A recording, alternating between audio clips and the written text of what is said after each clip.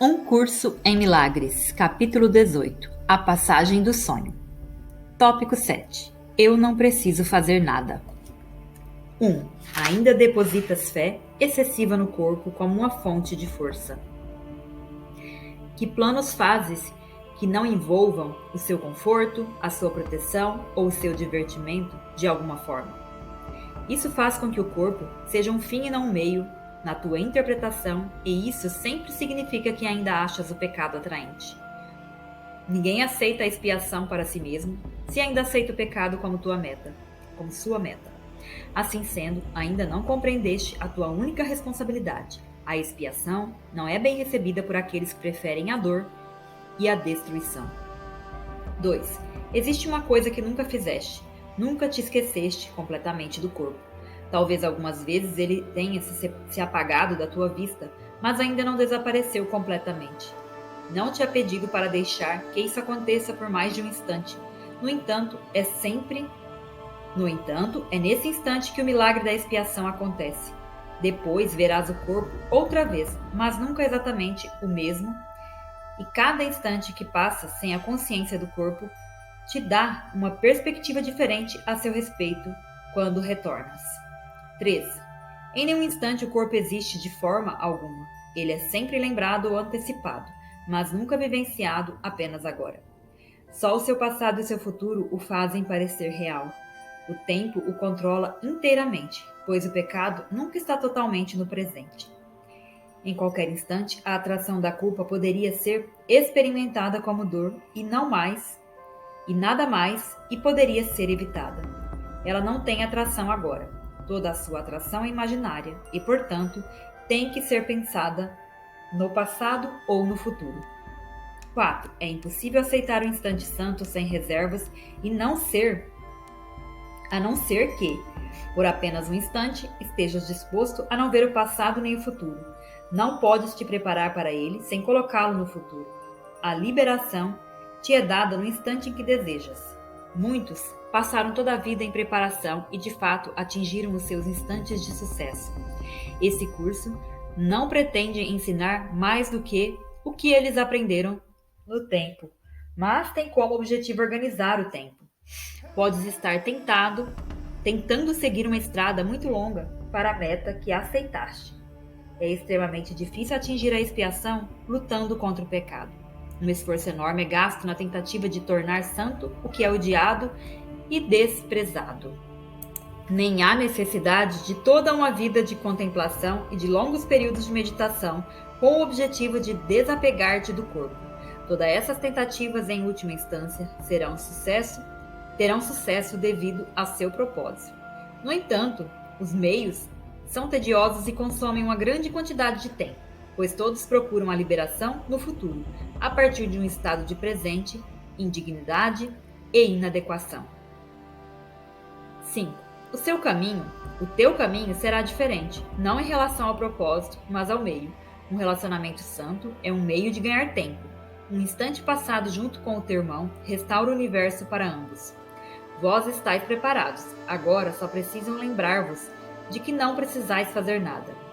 Seria muito mais proveitoso agora apenas vós concentrardes nisso do que considerar o que deveríeis fazer. Quando a paz chega, afinal, àqueles que combatem a tentação e lutam contra o abandonar-se ao pecado, quando a luz chega, afinal, à mente entregue à contemplação, ou quando a meta é finalmente alcançada por qualquer um, ela vem sempre acompanhada de apenas uma conscientização feliz. Eu não preciso fazer nada. 6. Está aqui a liberação final que cada algum dia, achará em seu próprio caminho, em seu próprio momento. Não precisas desse tempo. O tempo foi economizado para ti, porque tu e o teu irmão estão juntos. Esse é o meio especial que esse curso está usando para te fazer ganhar tempo. Não estás fazendo uso do curso se insistes em usar meios que serviram bem a outros, negligenciando aquilo que foi feito para ti. Ganha tempo para mim através dessa única preparação e pratica não fazendo nenhuma outra coisa. Eu não preciso fazer nada. É uma afirmação de fidelidade, uma lealdade verdadeiramente sem divisão. Acredita nisso por apenas um instante e realizarás mais do que é dado a um século de contemplação, de luta contra a tentação. 7. Fazer qualquer coisa envolve o corpo. E se reconheces que não precisas fazer nada, terás retirado o valor do corpo da tua mente. Aqui está a porta aberta e rápida através da qual deslizas por séculos de esforços e escapas do tempo. Esse é o caminho no qual o pecado perde toda a atração agora mesmo, pois aqui o tempo é negado e o passado e o futuro se vão. Quem nada precisa fazer não necessita de tempo. Fazer nada é descansar e fazer um lugar dentro de ti onde a atividade do corpo deixa de exigir atenção. A esse lugar, o Espírito Santo vem e lá habita. Ele permanecerá quando tu te esqueceres e quando as atividades do corpo voltarem a ocupar tua mente consciente. 8. No entanto, sempre haverá esse lugar de descanso para o qual podes retornar, e estarás mais ciente desse centro de quietude no meio da tempestade do que toda a atividade furiosa que ela desencadeia. Esse centro de quietude, no qual tu nada fazes, permanecerá contigo, dando-te repouso em meio a todas as tarefas trabalhosas às quais fores enviado. Pois a partir desse centro serás dirigido quanto ao modo como deves usar o teu corpo sem pecado. É esse centro, no qual o corpo está ausente, que o manterá assim na tua consciência. Tópico 8. O pequeno jardim. 1. É apenas a consciência do corpo que faz o amor parecer limitado, pois o corpo é um limite para o amor. A crença no amor limitado foi a sua origem e ele foi feito para limitar o ilimitado. Não penses que isso é apenas alegórico, pois ele foi feito para limitar a ti. É possível que tu, que te vês dentro de um corpo, conheças a ti mesmo como uma ideia? Tudo que reconheces, identificas como coisas externas, algo fora de ti. Não podes sequer pensar em Deus sem um corpo ou alguma forma que pensas reconhecer. 2. O corpo não pode conhecer, e enquanto limita a tua consciência aos seus sentidos diminutos, não verás a grandeza que te cerca. Deus não pode vir a um corpo, nem tu podes unir-te a ele lá. Os limites do amor, os limites ao amor sempre parecerão deixá-lo de fora e manter-te-á parte dele. O corpo é uma certa, diminuta, em torno de uma pequena parte de uma ideia gloriosa e completa. Ele desenha um círculo infinitamente pequeno em torno de um segmento diminuto do céu, desintegrado do todo, proclamando que aí dentro se encontra o teu reino, onde Deus não pode entrar. 3. Dentro desse reino, o ego governa e cruelmente. E para defender esse pequeno monte de poeira, ele te pede para lutar contra o universo. Esse fragmento da tua mente é uma pequena parte diminuta dela que, se apenas pudesses avaliar o todo, imediatamente verias que ele é como o menor dos raios de sol é para o sol, ou como a mais leve onda na superfície do oceano. Em sua surpreendente arrogância, esse diminuto raio de sol decidiu que é o sol. Essa onda, quase imperceptível, aclama a si mesma como se fosse o oceano. Pensa em quão solitário e assustado é esse pequeno pensamento, essa ilusão infinitesimal, mantendo-se à parte contra o universo. O sol passa a ser o inimigo do raio do sol, aquele que quer devorá-lo, e o oceano aterroriza a pequena onda e quer engoli-la. 4. Entretanto, nem o sol e nem o oceano estão sequer conscientes de toda essa estranha atividade sem significado, meramente continuam inconscientes de estarem sendo temidos e odiados por um diminuto segmento deles mesmos. Mesmo esse segmento não está perdido para eles, pois nada poderia sobreviver à parte. E o que ele pensa ser, de forma alguma, muda a sua total dependência em relação a eles para ser o que é. Toda a sua existência ainda permanece neles. Sem o sol, o raio de sol desapareceria, e a onda, sem o oceano, é inconcebível. 5. Tal é a estranha posição em que aqueles que vivem em um mundo habitado por corpos parecem estar. Cada corpo Aparenta abrigar uma mente separada, um pensamento desconectado, vivendo solitário e de nenhuma forma ligado ao pensamento pelo qual foi criado. Cada fragmento diminuto parece estar contido em si mesmo, precisando de outros para algumas coisas, mas sem ser de modo algum dependente do seu único Criador para todas as coisas, precisando do todo para lhe dar qualquer significado, pois para si mesmo não significa nada, e nem tem qualquer vida à parte e por conta própria. 6. Como o sol e o oceano, o teu ser continua sem ter em mente que essa parte diminuta considera a si mesma como se fosse tu. Ela não está perdida, não poderia existir se estivesse separada, e nem o todo seria um todo sem ela. Não é um reino separado, governado por uma ideia de separação do resto, e nem existe uma cerca em torno dela, impedindo-a de unir-se ao resto e mandando-a afastar do seu Criador. Esse pequeno aspecto não é diferente do todo, sendo contínuo em relação a ele e um com ele. Ele não leva uma vida separada, porque a sua vida é a unicidade na qual o que ele é foi criado. 7. Não aceites esse aspecto cercado e separado como se isso fosse o que tu és. O sol e o oceano são como o nada diante do que tu és. O raio de sol só brilha à luz do sol, e a onda dança à medida que descansa sobre o oceano. No entanto, nem no sol, nem no oceano está o poder que descansa em ti. Irias querer permanecer dentro do teu reino diminuto, um triste rei, um amargo ditador de tudo o que ele supervisiona? Alguém que olha para o nada e, no entanto, ainda quer morrer para defendê-lo? Esse pequeno ser não é o teu reino. Em arco bem alto acima dele e cercando-o de amor, está o Todo-Glorioso, que oferece toda a sua felicidade e seu profundo contentamento a todas as partes. O pequeno aspecto que pensas ter colocado à parte não é nenhuma exceção. 8. O amor não conhece corpos e alcança todas as coisas criadas como ele próprio. Sua total falta de limites é o seu significado. Ele é completamente imparcial no que dá, abrangendo apenas para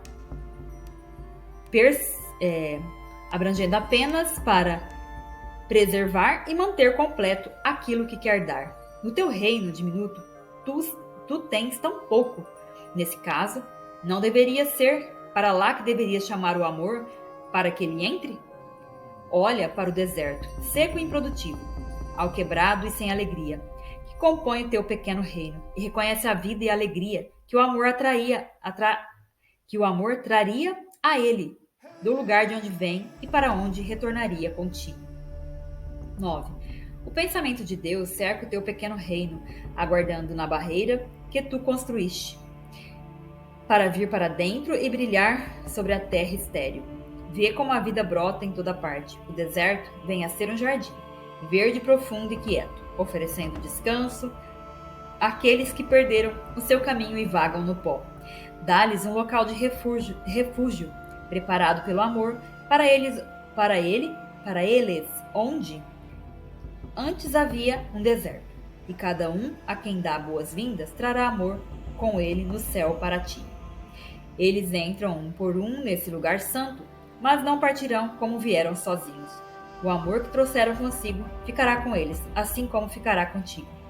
E sob sua beneficência, o teu pequeno jardim se expandirá e alcançará todos os que têm sede de água viva, mas estão por demais cansados para seguirem adiante sozinhos. 10. Sai e acha-os, pois trazem consigo o teu ser, e conduze-os gentilmente ao teu jardim de quietude, e lá recebe a tua bênção. Assim ele crescerá e se espalhará através do deserto, sem deixar nem sequer um pequeno reino isolado, trancado para o amor. Contigo lá dentro, e reconhecerás a ti mesmo, e verás o teu pequeno jardim gentilmente transformado no reino do céu, com todo o amor do seu Criador brilhando sobre ele. 11. O instante santo é o teu convite para que o amor entre em teu reino desolado e sem alegria, e o transforme em um jardim de paz e boas-vindas. A resposta do amor é inevitável. Ela virá porque tu tiveste sem o corpo e não interpuseste nenhuma barreira que interferisse com a sua vida que não interferisse com a sua vinda alegre. No instante santo, só pedes ao amor o que ele oferece a todas as pessoas, nem mais nem menos. Pedindo tudo, tu o receberás. E o teu ser resplandecente elevará o aspecto diminuto que tentaste ocultar do céu diretamente para o céu. Nenhuma parte do amor chama pelo todo em vão. Nenhum filho de Deus permanece fora da sua paternidade. 12.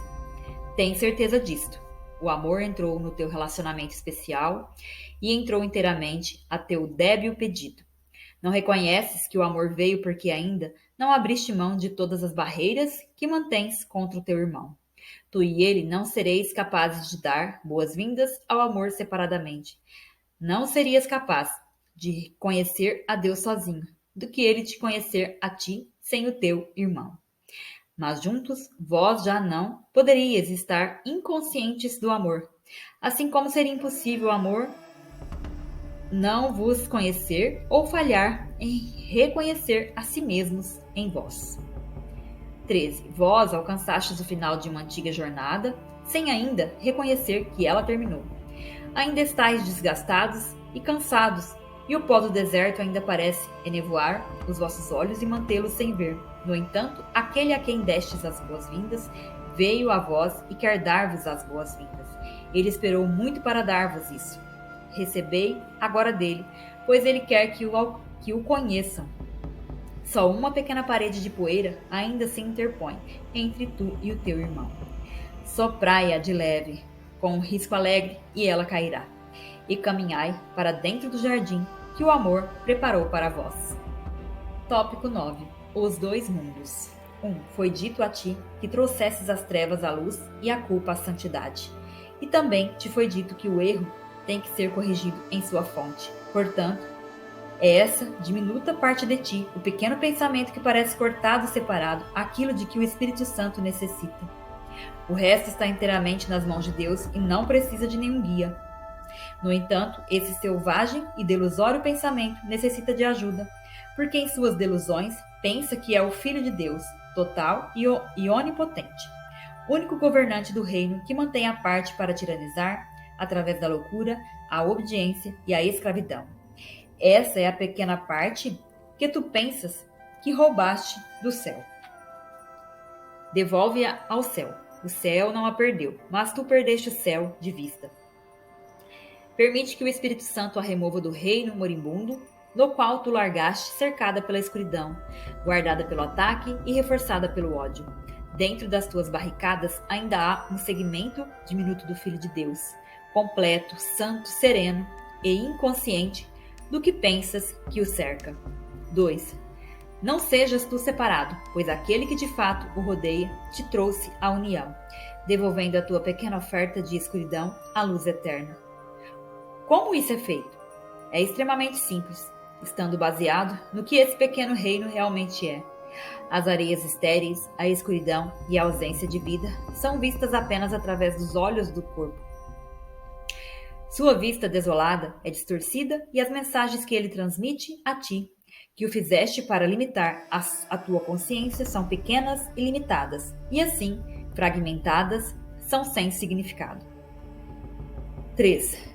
Do mundo dos corpos feito pela insanidade, mensagens insanas parecem retornar à mente que o fez. E essas mensagens testemunham esse mundo, proclamando o verdadeiro. Pois tu enviaste esses mensageiros para que te trouxessem isso de volta. Tudo o que essas mensagens te transmitem é bastante externo. Não há mensagens que falem daquilo que está abaixo da superfície, pois não é o corpo que poderia falar sobre isso. Seus olhos não o percebem, seus sentidos permanecem bastante inconscientes de tudo o que lá está. Sua língua não pode transmitir suas mensagens. No entanto, Deus pode levar-te até lá, se estiveres disposto a seguir o Espírito Santo através de aparente terror, confiando em que Ele não te abandonará e não te deixará lá, pois não é o seu propósito amedrontar-te, mas apenas o teu. Tu és profundamente tentado a abandoná-lo no primeiro círculo de medo, mas ele quer conduzir-te em segurança através disso e muito além. 4. O círculo do medo está exatamente abaixo do nível que os corpos vê e parece ser todo o fundamento do qual o mundo se baseia. Aqui estão todas as ilusões, todos os pensamentos distorcidos, todos os ataques insanos, a fúria, a vingança e a traição que foram feitos para manter a culpa no lugar de forma que o mundo pudesse surgir dela e mantê-la oculta. Sua sombra ergue-se à superfície, apenas o suficiente para manter as suas manifestações mais externas na escuridão e para trazer desespero e solidão a ele, mantendo-o sem alegria. Entretanto, sua intensidade é velada por suas pesadas cobertas e mantida à parte do que foi feito para mantê-la oculta. O corpo não pode ver isso, pois o corpo surgiu disso para protegê-la. E essa proteção depende de mantê-la sem ser vistas. Os olhos do corpo nunca olharão para ela, no entanto verão o que ela dita.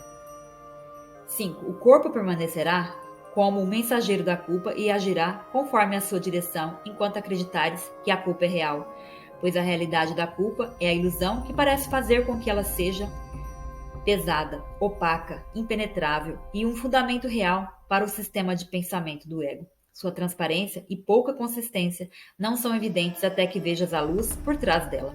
E então, tu a vês como um frágil véu diante da luz. 6. Essa barreira aparentemente pesada, esse solo artificial, que parece uma rocha, é como um bloco de nuvens escuras e baixas que parece ser uma parede sólida diante do sol. Sua aparência impenetrável é totalmente ilusória. Ela dá passagem suavemente aos topos das montanhas que se erguem acima dela e não tem qualquer poder para impedir qualquer pessoa disposta a escalá-la e ver o sol. Não é forte o suficiente para impedir a queda de um botão, nem para segurar uma pluma. Nada pode se basear nela, pois é apenas a ilusão de um fundamento. Tenta apenas tocá-la e ela desaparece. Tenta agarrá-la e ela nada terás em suas mãos. 7. No entanto, nesse bloco de nuvens, é fácil ver todo o mundo que surge. Uma sólida cadeia de montanhas, um lago, uma cidade, tudo surge em tua imaginação, e das nuvens os mensageiros da tua percepção retornam a ti, assegurando-te de que tudo isso lá está. Figuras destacam-se e movimentam-se, ações aparentam ser reais, e formas aparecem e variam do belo ao grotesco. E para frente e para trás elas vão, enquanto quiseres infantilmente brincar de faz de conta. No entanto, por mais que brinques e por mais imaginação que tragas a isso, tu não o confundes com o mundo lá embaixo e nem buscas fazer com que seja real. 8. O mundo deveria acontecer com as nuvens escuras da culpa, que não são mais impenetráveis e nem mais substanciais. Não irás ferir a ti mesmo viajando através delas. Permite que o teu guia te ensine a sua natureza sem substância à medida que ele te conduz além delas, pois lá embaixo há um mundo de luz sobre o qual não projetam sombra alguma. As suas sombras se projetam sobre o mundo que está além, ainda mais distante da luz. No entanto, essas sombras não podem cair sobre a luz. 9. Esse mundo de luz, esse círculo de resplendor radiante, é o mundo real, onde a culpa se encontra com o perdão. Aqui, o mundo, do lado de fora, é visto de forma nova, sem a sombra da culpa sobre si mesmo. Aqui, tu és perdoado, pois perdoaste todas as pessoas. Aqui está a nova percepção, onde tudo é brilhante e resplandecente com inocência, lavado nas águas do perdão e limpo de qualquer pensamento mau que tenhas colocado nele. Aqui não há nenhum ataque ao Filho de Deus e tu és bem-vindo. Aqui está a tua inocência, aguardando para vestir-te, proteger-te e preparar-te para o último passo da jornada interior. Aqui, as vestimentas escuras e pesadas da culpa são deixadas de lado e gentilmente substituídas pela pureza e pelo amor. 10. No entanto, mesmo o perdão não é o fim. O perdão, de fato, faz com que tudo seja belo, mas não cria. É a fonte da cura, mas é o mensageiro do amor e não a fonte do amor. Até aqui, tu és conduzido de modo que o próprio Deus possa dar o passo final sem obstáculos, pois aqui nada interfere com o amor, deixando-o ser ele mesmo. Um passo além desse lugar santo do perdão, um passo ainda mais para dentro, mas um passo que tu não podes dar, transporta-te para algo completamente diferente. Aqui está a fonte da luz. Nada é percebido, perdoado ou transformado, mas apenas conhecido. 11. Esse curso conduzirá ao conhecimento, mas o conhecimento em si mesmo ainda está além do alcance do nosso currículo. E nem existe nenhuma necessidade de tentarmos falar daquilo que não pode deixar de estar para sempre além das palavras. Nós precisamos apenas lembrar que qualquer um que atinja o mundo real, além do qual o aprendizado não pode ir, irá além dele, mas em um caminho diferente. Onde o aprendizado termina lá, Deus começa, pois o aprendizado termina diante dele, que é completo, onde começa e onde não há fim. Não devemos parar no que não pode ser atingido. Há muito mais a aprender. A prontidão para o conhecimento ainda está por ser atingida. 12. O amor não é aprendido. O sentido do amor está dentro dele. E o aprendizado termina quando tiveres reconhecido tudo o que ele não é. Essa é a interferência. É isso o que precisa ser desfeito. O amor não é aprendido, porque nunca houve um tempo em que tu não o conhecesses. O aprendizado é inútil na presença do teu Criador, cujo reconhecimento de ti, ao lado do teu reconhecimento dele, transcendem de tal modo todo o aprendizado, que tudo o que aprendeste é sem significado e é para sempre substituído pelo conhecimento do amor e por seu significado único. 13. O teu relacionamento com o teu irmão foi desenraizado do mundo das sombras e seu propósito não santo foi transportado com segurança através das barreiras da culpa, lavado com o perdão e depositado radiante no mundo da luz, onde foi firmemente enraizado. De lá ele te chama para que sigas o curso que ele tomou, sendo elevado muito acima das trevas e gentilmente colocado diante das portas do céu. O instante santo no qual tu e o teu irmão foram unidos não é senão o mensageiro do amor, enviado de além do perdão para lembrar-vos de tudo o que está além. No entanto, é através do perdão que tudo isso será lembrado. 14. E quando a memória de Deus estiver vindo a ti no lugar santo do perdão, não te lembrarás de nenhuma outra coisa, e a memória será tão inútil quanto o aprendizado, pois o teu único propósito será criar. Entretanto, não podes ter o conhecimento disso enquanto todas as percepções não forem limpas e purificadas, e finalmente removidas para sempre. O perdão apenas remove o que não é verdadeiro, erguendo as sombras do mundo e carregando-o, são e salvo dentro da sua gentileza, para o mundo resplandecente da percepção nova e limpa. Lá está o teu propósito agora, e é lá que a paz te espera.